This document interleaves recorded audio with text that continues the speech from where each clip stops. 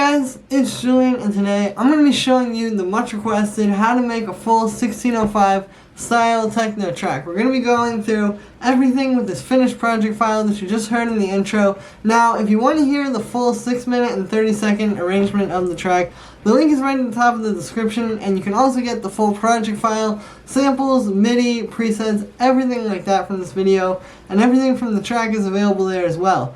And I also want to let you guys know that my friend UMEK is actually doing lessons right now. So you can hit him up. I've got the email for that at the top of the description. If you want to go even deeper and really learn the techniques that he's using to make these tracks, definitely hit him up. And yeah, let's get started.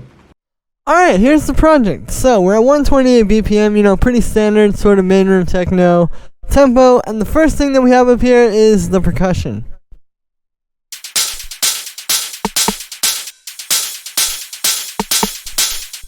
So you can hear the percussion's pretty simple. It's basically like 4 main things. So we have this main hi-hat, which is 4 layers, coincidentally. Which that's sort of like the main one.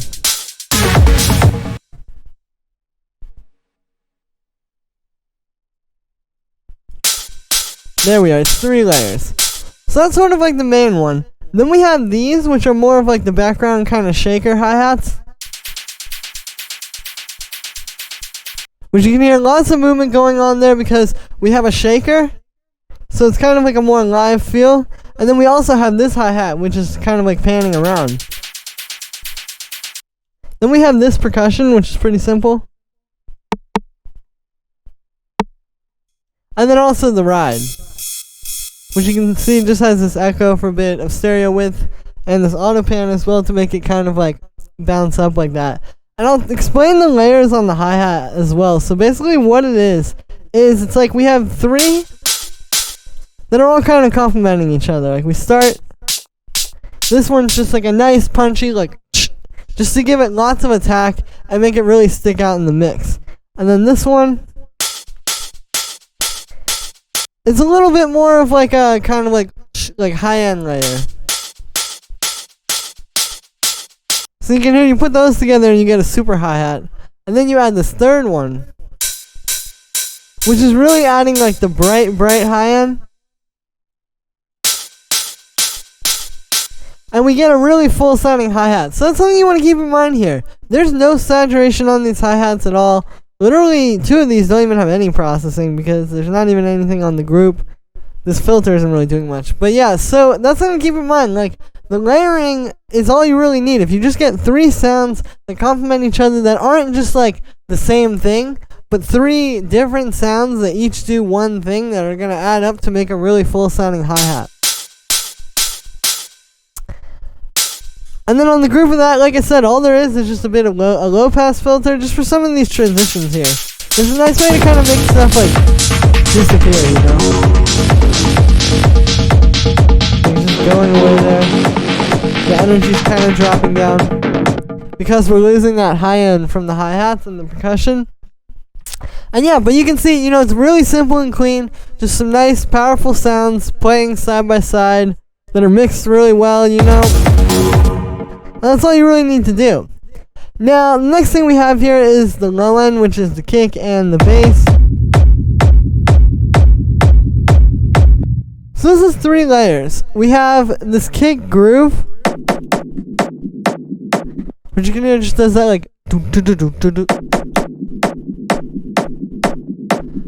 and what this is actually a loop.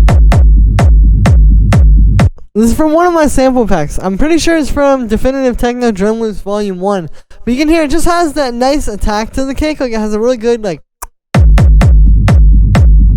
And it also has that kind of like mid-rangey thing happening. So you want that because that's going to kind of give some movement to your bass, But then the idea here is that we're taking just really like the mid-range and the high end of that. So we're still getting that movement in the low mids and the low end, and we're getting the high end, and we're getting that punch. And then that's going to make some room for the other elements. And then the next one we have here is just like the main kick. So just like a nice fat punchy kick. This is one of my layered kicks. And you can hear this one has a really good like to it. And that's what you want for this kick. This kick is gonna need to be a lot more focused in that like boom, like kind of like very punchy low end range. And then when you combine that with the other one, you get a kick that's gonna be the best of both worlds, and that's how you get that really like clicky, punchy top layer. But then you also still have like a nice kick underneath it, just filling out the low end. And then we have the bass, which is this ghost rumble. So what it is we have the kick. It's the same kick I just showed you, playing 16th notes. We have an arpeggiator there creating the 16th notes, and then we're just doing like a reverb rumble. And then you low pass it. I've got an auto pan on there to make it kind of like bounce up, and then I also have a utility just to make it mono. That's really important. You don't want this to be in stereo. But yeah, this is kind of a nice way to make the rumble, because typically like you would just have like a long reverb tail, and that would be creating your rumble. This is a lot more of like a full sound, you know? When you do the like just long reverb, you don't really get that much like body to the sound. But this is really full. And then on the group of those, all we have is just a high pass filter actually, and a low pass filter. And so those are really just for the transitions. Like in here you can see it all is just constantly building. And then we get right back to the full bass there. And speaking of bass, then we have this main bass sound, which sounds like this.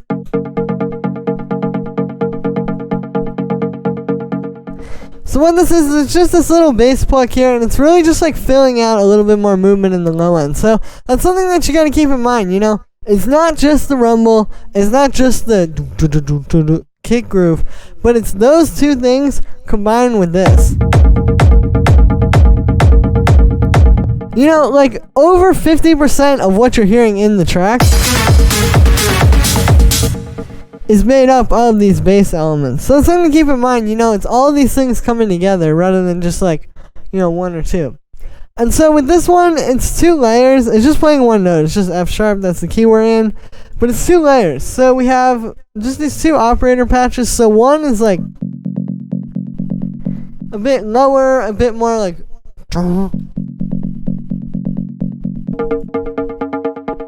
and then this one you can see is just a bit more of like a kind of plucky, like almost like woody sounding metallic sound. They're both just made with sine waves. You can see just putting them in different octaves essentially is what's going to create these different sounds. But you can hear these layer together really nicely because one's high and one's low. And we've also got a bit of a filter on this one, you can see with the hard shaper. And yeah, then we just have a bit of echo, some drum bus, a high pass filter, and then this low pass here is just for the beginning, just to kind of bring it in. Like, I don't like to just have it drop all the way in right at the start. It's kind of nice if you just build it up, even if it's like a super, super long build like that. Like, you know, that's more than 16 bars. But it just makes the track like constantly evolve in the intro there. So then the next thing we have here are these stabs and effects. And so I'm going to show you these all as a group. You can see it's all the different just little like background sounds.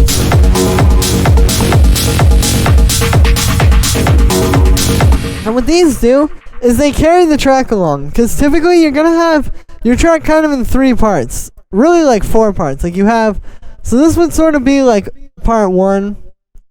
This would be part 2. This would be part 3. And then like maybe from here on would be part 4. And so these can kind of help you to really distinguish part 1 as its own, because you can have part 1 being just really just the main groove of the kick and the percussion, and then all these little background sounds, and you don't have to have a lead there. So then the lead can come in the break, and then it'll still be special when it comes for the second drop, rather than just using the lead here. You know, we can kind of like start with these where there's still like a nice thing that's going to fill it out. But this way we don't have to give up the lead right at the beginning of the track. And so it starts with these 3 different synth stabs. You can see these are all just different, like this one is this analog, just a little bit of noise. And then just 2 saw waves inside a wavetable. And then you can see that's going through some reverb, a bit of an amp, some drum bus, this auto pan, and then a high pass filter. This one. So this is a pretty similar patch actually. It's just a saw wave, and then I have this bit ring wavetable with a low pass filter, and then all that is being modulated with the amp envelope. So you kind of get a more like plucky one with this, and that's going through some overdrive and some fattening. And then this last synth stab has like that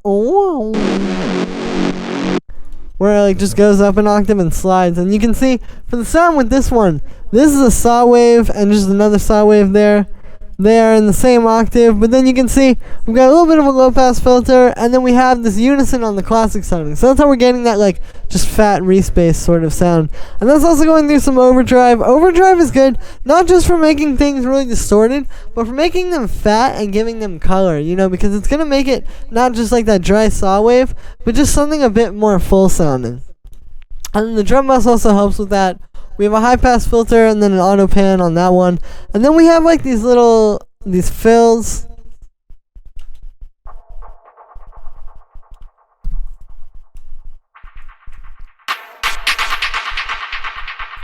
Which that's just a fill, that's also from one of my sample packs.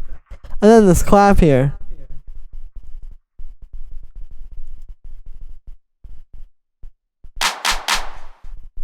And yeah, so you know, simple stuff, but again, like, you combine these with the bass stabs, and everything's happening, like, pretty frequently. And these simple little elements start to really fill the mix out. And then also underneath that, we have these other effects. Just like some little, you know, ambient transitional stuff, but it kind of fits in that same realm of where the bass stabs and those little clap fills are. So yeah, you can see, you know, not really too hard to put together, all things considered, but it's important to have these. If you don't have them, like, again, this intro is really just going to be just that main groove, and it's going to be kind of boring. And then if you try to put the lead in there, well, then you've given away the whole lead. So it's better to just start with something like this, and then these are still peppered in there when the lead is playing, but they just kind of help to fill it out essentially whenever we don't have the lead. And those are just going through this low pass and high pass. So again, just kind of automating, transitioning things through the track. And then we have some drum bus on those, and that is it for the stabs and effects. And then we have the lead.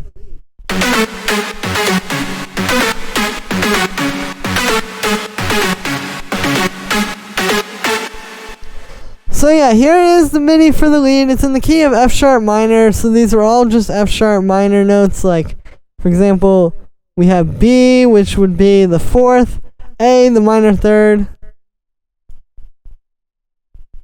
this is G sharp, which is the ninth, F sharp, which is just the root note there, C sharp, the fifth again. So like, all just pretty simple notes from the scale. But what it really comes down to is just getting creative with the way you lay these notes out.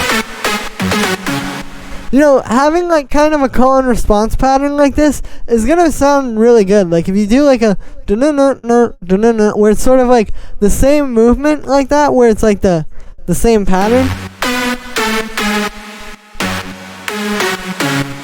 and you're just walking down the scale. This is what I did in that track T4T9.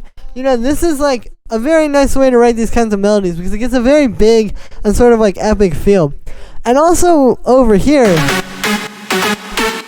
then you can just end it by going up the scale. And that's what I did there. It's the same exact notes from over here. I'm not making new notes there, you know. We're still keeping it simple, keeping it to only a few notes, but that just gives us a little transitional part there at the end. And these is the same melody, it just plays it a little bit less frequently to give it kind of like some breath. Now for the sound, this is made with two layers. So it's this one,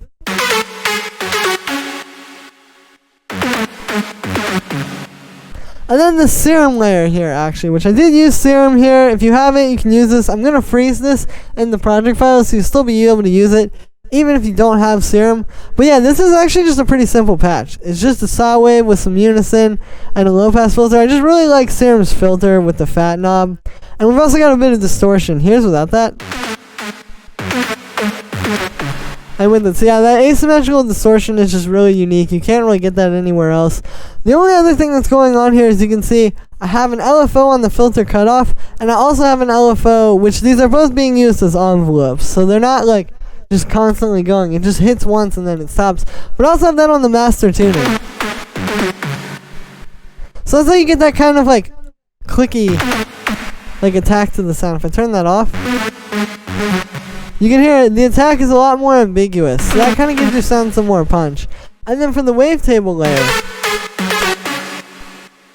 so it's being weird, but this is a saw wave with this fold turned up, and then this is just a regular saw wave, which is detuned a little bit. We have a low pass filter on here, which is being automated throughout the track, you know, to give it some movement.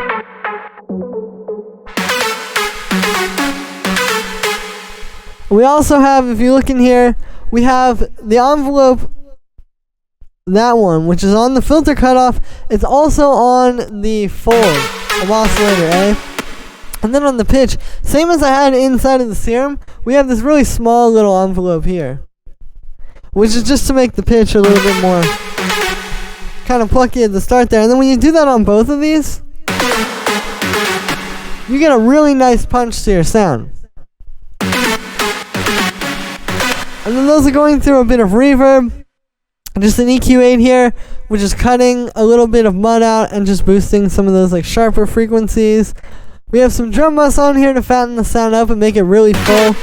And also just glue these to kind of sound like one lead together. And then we just have a high pass filter, a low pass filter, which just automates kind of like in the break here. Just to like really make it disappear, and then also at the end. So you're really just hearing it like in the background, and it's kind of like mellowing the track out a little bit. And then finally we just have this auto pan to make it sound like it's being sidechained to the kick. You can see that turns off in some places. And that's the lead. And then we have this break bass.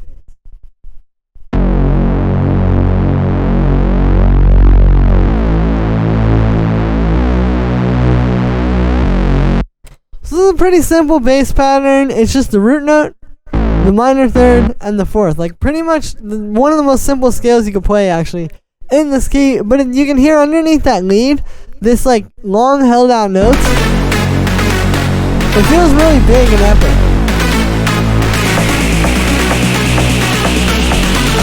You know, it really feels like it's a very uplifting feeling. So that's the idea with this. You want to make like a big kind of like longer chord progression like that, rather than just having the bass jump around as much as the lead does. Now for the sound with this one, so like I said, this is just a big fat respace. So we have a saw wave here, and then it's going into a low pass filter, which is of course being automated.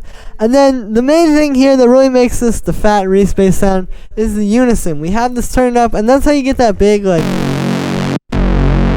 chorusy super saw type of bass.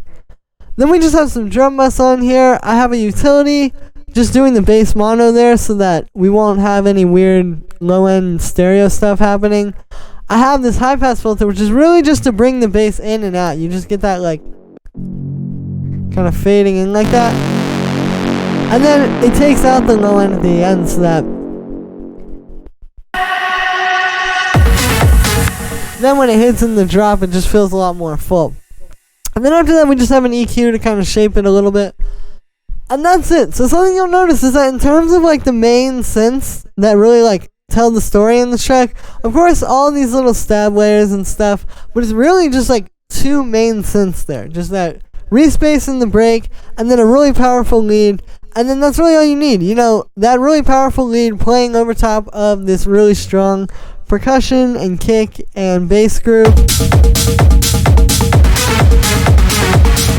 You know, it's really not that crazy. Like, it's a lot more obvious than I think a lot of people realize to make a track like this. It's just about creating really good elements out of these few things, rather than just making, like, you know, an okay kick or, like, a not very good bass or whatever, and then trying to add a bunch of layers in the background to try to make up for that. So we have that, and then after that we have all these effects down here, which are pretty much just kind of like, you know, different audio sounds. Got like that. We have this one. We have this little FM stab.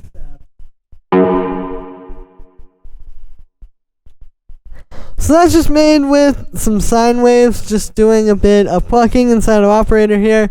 You can see I've got the chorus pitches set differently, so that's what's creating the sound. And then the filter isn't even doing anything, but we do have the hard shaper on, which just really helps if you're trying to make your sound fatter. Like if I turn that shaper off, you can see the difference. So that's why we use it so much. And then I just have a shorter reverb on that, a bit of drum bus, this low pass, which is just kind of moving it through the arrangement, you know, it's automating to bring it in and out, and then just a high pass filter. Then we have like this drone synth here, which just plays F sharp. I'll turn off the filter so you can really hear it. And yeah, that's just this wavetable layer, just a saw wave with some unison and a low pass filter. And then this operator, which is just made with, you can see 3 sine waves here, but they're all, the key here is really how these two are like very high. The octave, like if you put it up really high like that, can actually sound really good for these more like kind of metallic droney sounds.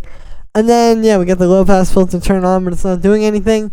Then after that we have this low pass filter, which has just got an LFO on it. It's kind of giving the sounds some movement, you know, making it so it doesn't just sit in the same place. We have a bit of reverb, and then finally I just have another one which brings it in here, you can see. Then we have like the noise build. This is just a standard, you know, operator white noise with a bandpass filter that's being automated, and then some reverb and a high pass. We have like a building snare and clap. You know, all pretty straightforward stuff. You can hear the clap kind of helps to make the snare build tension though.